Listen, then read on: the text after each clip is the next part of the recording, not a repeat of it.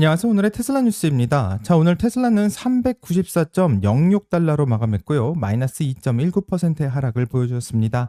자, 여기에 이어서 스페이스X는 148.3달러를 기록했고 0.78%의 하락으로 마감하게 되었는데요. 이 두 종목 다 빠진 날이고 오늘은 이란과 미국의 공방이 커지게 되면서 다우가 1.09%까지 하락했으며 이 나스닥만 겨우 0.2% 상승하면서 버틴 이 시장 전체가 좀 어수선한 날이라고 생각할 수 있습니다. 자, 근데 오늘 진짜 이야기할 거는 좀 따로 있는데요. 첫 번째로는 뉴저지에서 나온 법안 하나가 테슬라의 카메라 전략을 완전히 겨냥하고 있다는 소식이 나오는데, 이렇게 되면 로보택시 전략에 큰 문제가 있을 수밖에 없기 때문에 꼭 살펴봐야 될 거라 생각합니다. 자, 다른 하나는 JP모건이 처음으로 테슬라와 스페이스X의 합병 시나리오를 공식 리포트에 담았다라는 소식이 나오고 있는데요. 과연 어떤 이야기를 담고 있는지 지금부터 한번 확인해 보려고 합니다. 자, 그럼 끝까지 함께 해주시길 바라고요. 출발할게요.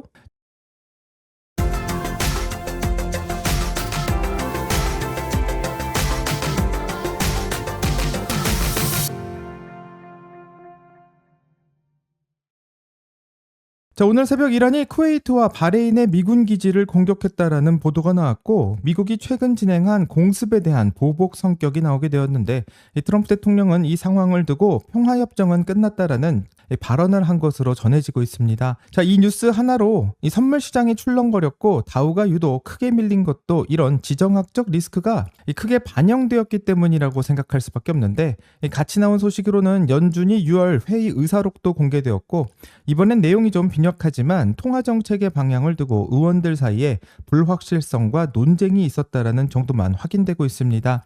자, 구체적인 금리 경로에 대한 새로운 힌트는 아직 나온 게 없는데요. 현재 전쟁으로 인해서 금리가 어떻게 될지 전혀 알 수 없는 안개 속 정황이기 때문에 관련된 소식이 나오게 된다면 계속해서 다뤄보도록 하겠습니다. 이런 지정학적 불확실성은 테슬라만 흔드는 게 아니라 이 시장 전체를 흔들 수 있는 배경이라고 생각하는데, 자, 오늘 테슬라 주가를 흔든 진짜 이유는 이 매크로 뉴스보다는 훨씬 더 구체적이고 이 테슬라만 정조준한 뉴스가 나왔는데요. 이 뉴저지에서 나온 법안 하나가 이 테슬라에 대한 정면 도전을 하고 있기 때문에 어떤 이야기인지 지금부터 한번 살펴보겠습니다. 자, 뉴저지주 상원의원인 앤드류 주위커가 발의한 법안 하나가 오늘 화제가 되었는데요. 이 법안의 핵심은 자율주행차가 카메라만으로는 안 되고 라이다나 레이더 같은 추가 센서를 반드시 장착해야 된다는 이 법안을 발표하고 있습니다. 자, 3년짜리 시범 운행 기간을 두고 그 안에 5만 마일 이상 감독하에 주행 데이터를 쌓아야만 한다고 말하고 있는데, 진짜로 이 법안이 통과되게 된다면 미국에서 처음으로 멀티 센서 의무화를 하는 법이 만들어지는 것이고요. 이 법은 앞으로 테슬라에게 굉장히 크게 작용할 것으로 생각하게 됩니다. 자, 왜 하필 테슬라를 겨냥한 법처럼 보이는지 궁금할 수 있는데, 쉽게 말하면 일론 머스크는 자율주행은 카메라만으로만 충분하다라고 말했고 라이다는 비싸고 불필요한 제품이다라고 말했는데, 테슬라와 달리 다른 자율주행 업체들은 모두 라이다를 기본적으로 장착하고 있고, 한마디로 이 법안이 통과되게 된다면 뉴저지 시장에서는 테슬라만 유일하게 하드웨어를 완전히 새로 깔아야 되는 상황이 생기게 되는데, 이 테슬라가 아닌 웨이모를 위한 법안이라고 오해할 수 있을 만한 충분한 여지가 들어있는 상황입니다. 자, 지금 테슬라가 로보택시를 확장시키면서 오스틴에서 시작해 여러 주로 넓혀가겠다라는 계획을 발표하고 있는 중인데, 만약 이 뉴저지의 법안이 다른 주로도 퍼지게 된다면 캘리포니아와 뉴욕 같은 대형 시장에서 비슷한 법안이 나올 수 있는 가능성도 배제할 수 없고요. 그렇기 때문에 월가에서는 이 뉴스가 나온 이후 이 테슬라의 주가가 2%까지 밀렸다라는 이야기도 나오고 있는데, 물론 테슬라의 하락은 어제 뉴스와 또 이란의 리스크 등 여러 가지 매크로 요인도 섞여 있긴 하지만 공교롭게도 이 시점이 겹치고 있는 것은 사실이라고 말할 수밖에 없습니다. 자, 이 법안이 진짜 무서운 이유는 통과의 여부보다는 선례가 된다는 것이 있고요. 아직 이 법이 통과된 것이 아니라 발의만 되고 있지만 실제로 어떻게 표결이 될지 매우 걱정스러운 상황이며, 관련된 이야기는 뒤에서 다시 한번 다루도록 하겠습니다. 자, 그럼 왜 하필 지금 뉴저지에서 이 법안이 나왔을까 생각해 볼 수밖에 없는데, 현재 두 가지 배경이 거론되고 있습니다. 첫 번째로 테슬라의 로보택시 사업이 실제로 빠르게 커지고 있다는 것을 규제 당국이 체감하기 시작했다는 것인데, 지금 테슬라는 오스틴을 넘어 여러 도시로 로보택시 테스트를 확장하는 중이고, 이 모건 스탠리 쪽의 전망을 따르면 연내 피닉스와 올랜도, 이 템파와 라스베가스까지 서비스가 늘어나면 늘어나면서 연말까지 누적 차량이 1,500대 정도 되지 않겠냐라는 예상이 나오고 있습니다. 자, 그리고 2030년에는 3만 대 규모까지 갈 수 있다라는 예측도 나오는데요. 이 테슬라의 로보택시 사업이 작을 때는 이 법안까지 만드는 것을 생각하진 않았지만 지금 테슬라의 로보택시 사업이 매우 빠르게 커질 것을 우려하고 있자 이를 반대하는 법안이 나왔다라는 것은 좀 우연한 타이밍이라고 생각할 수밖에 없습니다. 앞으로 로보택시를 본격적으로 하게 될 사이버캡에 대한 이야기도 나오고 있는데요. 양산형 사이버캡에는 지금 모델 3나 모델 Y에 들어가는 AI4 컴퓨터보다 훨씬 더 강력한 자율주행 하드웨어가 탑재되었다라는 이야기가 매체에서 나오고 있는데요. 공식적으로 확인된 사실은 아니지만 실제로 우리가 타고 있는 차와 사이버캡에 들어가 있는 하드웨어가 다르다면 아마 소프트웨어에도 큰 영향을 주지 않을까 생각할 수밖에 없습니다. 자, 하지만 아직은 매체의 단독적인 취재 수준이기 때문에 공식적인 확인은 아니고, 자, 그렇다면 테슬라는 라이다가 없어도 이 로보택시를 운행하는데 큰 문제가 없지 않을까 생각해 볼 수 있지만, 오히려 정치적으로 테슬라를 반대하는 지들에서는 이제 법안으로 라이다를 설치하는 것을 의무화하자라는 말이 나오고 있기 때문에 큰 논란이 될 수밖에 없고요. 이 테슬라에서 앞으로 어떻게 하게 될지 좀 눈여겨봐야 될 거라 생각합니다. 자, 그럼 테슬라가 그냥 라이다 하나만 추가하면 되는 거 아니냐 이렇게 생각할 수도 있지만, 이게 생각보다 간단한 문제가 아닐 수 있는 게, 일론 머스크가 라이다를 달지 않겠다라고 말하는 것은 비용 구조와도 직결되어 있는 상황이고, 이 라이다를 붙이게 된다면 대당 원가가 올라갈 수밖에 없으며, 지금 테슬라가 밀어붙이는 이 로보택시를 저가에 대량으로 생산하겠다라는 계획 역시 흔들릴 수밖에 없는데, 또 현재 테슬라는 사이버캡뿐만 아니라 모델 Y를 로보택시로 사용하는 계획도 하고 있는 상황인데, 이 모든 테슬라 모델 Y 차량에는 라이다가 기본적으로 장착되어 있지 않기 때문에 이 차에다가 라이다를 다는 것도 불가능하다라고 생각하고, 실제로 이 법안 하나가 통과되게 된다면 이 테슬라 전체에 영향을 줄 수밖에 없기 때문에 상당히 불안한 것은 사실이라고 생각합니다. 하지만 정말로 이 법안이 통과될지 말지 아직 표결 일정조차 확정되지 않은 상황이기 때문에 단정할 수는 없다고 생각하고, 이런 법안이 한번 발의되게 된다면 통과 여부와는 무관하게 다른 주에서도 유사한 법안이 나올 수 있고, 현재 캘리포니아와 일론 머스크의 관계가 썩 좋지 않은 상황이기 때문에 이 비슷한 법안을 만들게 된다면 굉장히 큰 타격이 우려되기 때문에 연방 차원에서 테슬라의 자율주행을 빠르게 허가할 수 있는 방법을 논의해봐야 되는 게 아닌가 생각해 볼 수 있는 상황이라 생각합니다. 자, 그럼 이 법안 이야기는 여기까지만 하고요. 지금부터는 JP 모건이 이야기한 이 테슬라와 스페이스X의 합병에 대한 리포트를 한번 확인해 보려고 하는데, 관련된 이야기를 보기 전 서프샤크의 광고를 보고 가겠습니다. 자, 어느덧 상반기가 마무리되고 7월 본격적인 여름 휴가 시즌이 다가오고 있습니다. 다들 휴가 계획은 잘 세우고 계신지 궁금한데요. 요즘은 휴가지에서도 태블릿이나 노트북으로 간단한 업무를 보거나 또 해외 주식시장의 흐름을 확인하시는 분들이 많은데요. 그런데 휴가철에는 더 조심해야 될 게 있는데 바로 보안이라고 생각합니다. 자, 공항과 호텔, 카페에 있는 공용 와이파이는 보안이 아주 취약해서 우리가 무심코 로그인하고 있는 금융 앱이나 회사 메일의 계정 정보가 해커들의 표적이 되기가 쉬운데요. 자, 그래서 저는 여행지에서도 혹은 일상에서도 언제나 서프샤크를 켜두고요. 클릭 한 번으로 내 IP를 안전하게 숨길 수 있고, 데이터를 강력하게 암호화하니까 어디서든 안심하고 금융자산을 관리할 수 있습니다. 특히 제가 가장 좋아하는 점은 기기 제한이 없는 무제한 연결이고, 가족들의 스마트폰, 타블렛, 그리고 제 업무용 PC까지 계정 하나로 전부 커버가 되니까 편안하게 관리할 수 있습니다. 내 소중한 디지털 자산을 안전하게 보호하는 것도 투자의 일부라고 생각하고, 영상 하단의 고정 댓글에서 서프샤크.com 테슬라 뉴스 링크에서 코드 테슬라 뉴스를 입력하시면 4개월의 추가 혜택도 드리고 있습니다. 자, 30일 환불의 보장도 확실하니 올여름 휴가는 서프샤크와 함께 편안하게 보내시길 바랍니다. 감사합니다.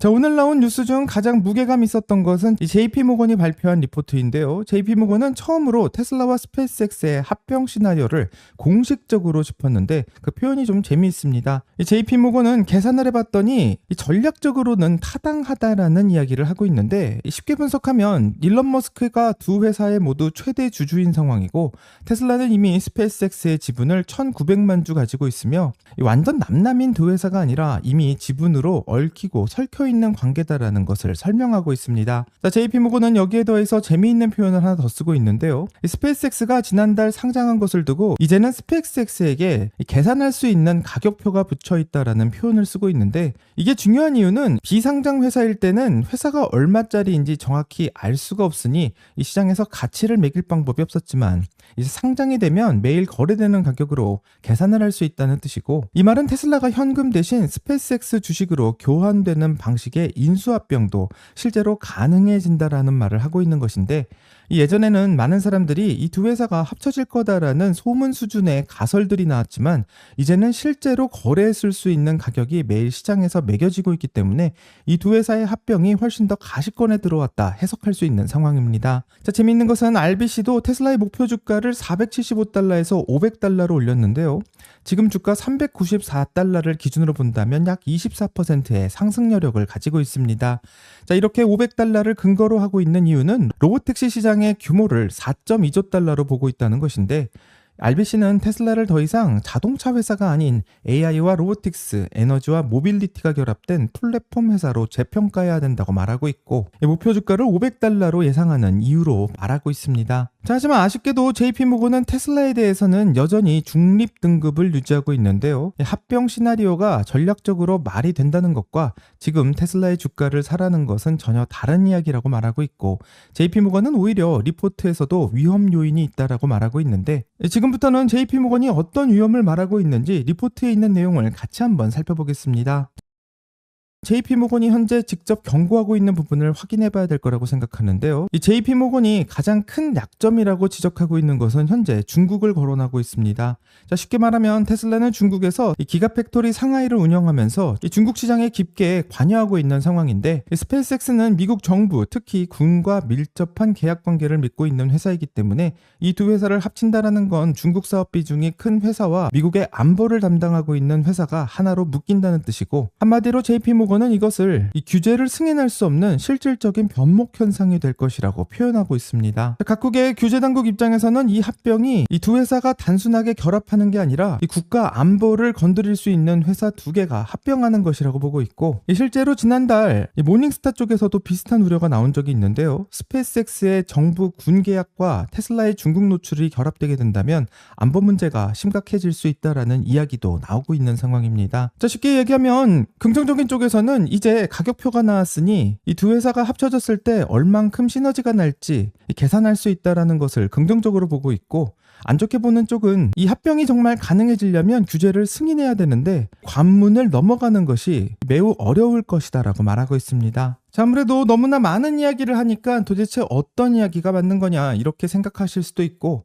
저 JP모건이나 RBC까지 서로 다른 이야기를 하니 좀 머리가 아플 수도 있습니다. 이 스페이스X 쪽에 가격표가 나왔다고는 하지만 최근 800달러까지도 예상하는 월가의 의견과 130달러까지도 예상하는 의견에 너무나 큰 변화가 있기 때문에 실제로 가격표가 제대로 나왔다라고는 말하기 힘든 상황인데요. 하지만 스페이스X 쪽의 가격과는 상관없이 중요한 것은 바로 테슬라의 로보택시 비즈니스라고 생각하고, 실제로 사업이 확장될 수 있냐 없냐 이 문제가 가장 크다고 생각합니다. RBC는 테슬라의 로보택시 시장을 4.2조 달러로 보고 있지만, 실제로 뉴저지의 법안이 통과되게 된다면 테슬라의 4.2조라는 로보택시 시장은 훨씬 더 낮게 평가될 수밖에 없고, 이 말은 합병의 가능성이 낮아질 수밖에 없음을 의미하고 있습니다. 현재 테슬라의 2분기 실적 발표는 7월 22일로 공식 확정되어 있는 상황인데, 이번 분기에서는 테슬라의 마진과 또 로보택시의 확장 속도, FSD의 진행 상황 등 많은 이야기가 나올 것이라고 예상되지만, 거기에 더해 이 뉴저지의 이슈에 대한 회사 측의 코멘트 역시 나올 가능성이 크고, 그렇기 때문에 22일날 나오는 어닝 발표에서 어떤 이야기가 나오는지를 반드시 귀 기울여야 될 거라 생각합니다. 재미있게도 테슬라의 AI 소프트웨어 담당을 하고 있는 아숍 일루스와미는 X를 통해서 집 앞의 대문이 어떤 색깔인지 등 이 구체적인 맥락을 사람한테 말하듯 알려줄 수 있으면 그 집 앞에서 바로 내릴 수 있을 거다라고 이야기하고 있는데, 현재 테슬라 측에서는 작업 중이다라는 답을 하고 있기 때문에 앞으로는 택시기사에게 말하듯 테슬라의 FSD 차량에게 말하면 실제로 이렇게 길을 찾아갈 수 있을 것이란 이야기를 하고 있습니다. 이렇게 되면 테슬라의 자율주행 시스템에 훨씬 더 큰 신뢰성을 가져올 수 있을 것이라고 생각하고요.